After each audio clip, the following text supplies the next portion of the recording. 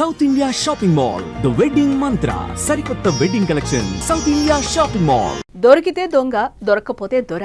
ఇది Kingfisher airlines అధినేత విజయ్ మాల్యా విషయంలో కరెక్ట్ గా సెట్ అవుతుంది. ఈయన వ్యాపార రాజకీయవేత్త, రాయల్ ఛాలెంజర్స్ బెంగళూరు వ్యవస్థాపకుడు, యునైటెడ్ బ్రూవరీస్ గ్రూప్ అధ్యక్షుడిగా వ్యవహరించారు. అప్పట్లో విజయ్ మాల్యా లైఫ్ ఎంతో లగ్జరీగా ఉండేదబ్బా.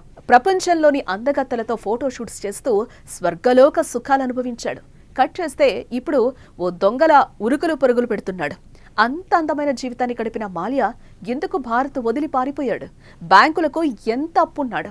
ఎందుకు కింగ్ఫిషర్ పతనమైంది? పూర్తి వివరాలు ఈ స్టోరీలో చూద్దాం.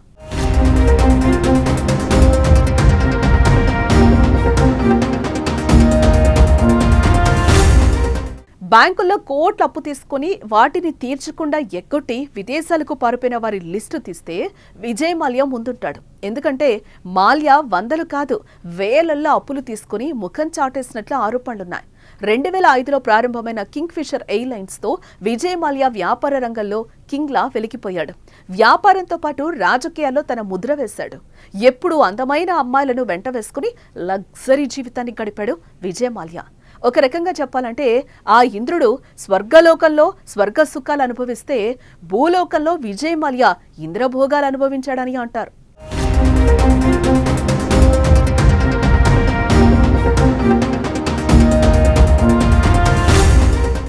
జీవితంలో ఎలాంటి వారికైనా ఒక దశలో కష్టాలు వస్తాయి. 2008 గ్లోబల్ ఆర్థిక సంక్షోభం కారణంగా మాల్యా తీవ్ర ఆర్థిక ఇబ్బందుల్లో పడ్డాడు. కింగ్ఫిషర్ 2012లో కార్యకలాపాలు నిలిపేశాడు. 2016లో అతను భారతదేశం నుంచి లండన్కి వెళ్లాడు. అప్పటి నుంచి యూకేలో నివసిస్తున్నాడు. అయితే విజయ్ మాల్యా భారత్ ని వీడే నాటికి బ్యాంకులకు ఏకంగా 9,000 కోట్లకు పైగా రుణాలు ఇవ్వాల్సిందని టాక్. ఆయనపై ఆర్థిక మోసం, మనీ లాండరింగ్ ఆరోపణలున్నాయి. మాల్యా శుక్రవారం యూట్యూబర్, పారిశ్రామికవేత్త రాజ్ సామనీతో పాడ్కాస్ట్ లో పలు కీలక విషయాలు వెల్లడించాడు. బ్యాంకుల్లో తను చేసిన అప్పులు, కింగ్ఫిషర్ ఎయిర్లైన్స్ ఫెయిల్యూర్, భారత్లో వ్యాపారంపై రాజకీయ జోక్యం, సీఎంలతో సంబంధాలు, ఎన్నికలకు నిధులు, ఇలా అనేక విషయాల గురించి చెప్పుకొచ్చాడు ఆయన.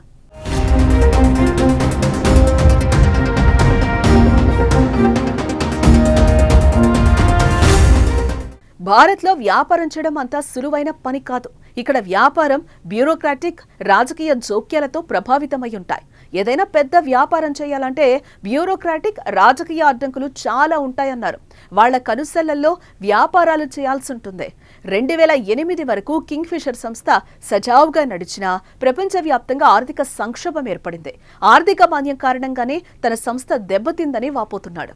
అప్పట్లో బ్యాంకులకు సెటిల్మెంట్స్ ఆఫర్ ఇచ్చాను, కానీ బ్యాంకర్లు వాటిని తిరస్కరించారు.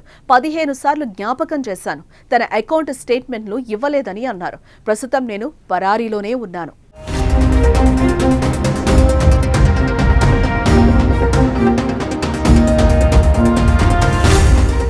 నేను విదేశాలకి పారిపోవాలని అనుకోలేదు. ఫస్ట్ ఇక్కడ బ్యాంకుల్ని సెటిల్ చేయాలని అనుకున్నాను. అయితే బ్యాంకులకు అప్పు చెల్లించాల్సిన విషయంలో నాకు అన్యాయం జరిగిందని విజయ్ మాల్యా అంటున్నాడు.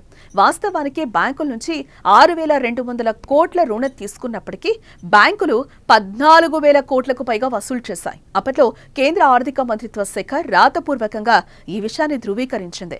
ఒకవేళ నేను బ్యాంకులను మోసం చేస్తుంటే ప్రభుత్వం ఇంత పెద్ద మొత్తాన్ని ఎలా రికవరీ చేసింది? అయినా కూడా నాకు దొంగ అనే ముద్ర వేశాయి బ్యాంకులు. నేను లండన్ వెళ్లే ముందు అప్పటి ప్రభుత్వంలో ఉన్న కీలక నేతలకు చెప్పాను, కానీ మీడియా ముందు వారంతా ప్లేట్ ఫిరాయించారు. నన్ను దోషిగా నిలబెట్టారు. నేను పోయి యాంకర్తో పారిపోయానని చెప్పారు. ఒకవేళ నేను బ్యాంకులను మోసం చేస్తుంటే ప్రభుత్వం ఇంత పెద్ద మొత్తాన్ని ఎలా రికవరీ చేసిందని మాల్యా ప్రశ్నిస్తున్నాడు. న్యాయమైన విచారణకి హామీ ఇస్తే భారత్కు తిరిగి రావడానికి నేను సిద్ధమని చెప్తున్నాడు. మరి భవిష్యత్తులో మాల్యా ఇండియాకు వస్తాడా? ఆర్థిక లావాదేవీలు సెటిల్ చేస్తాడా? చూడాలి.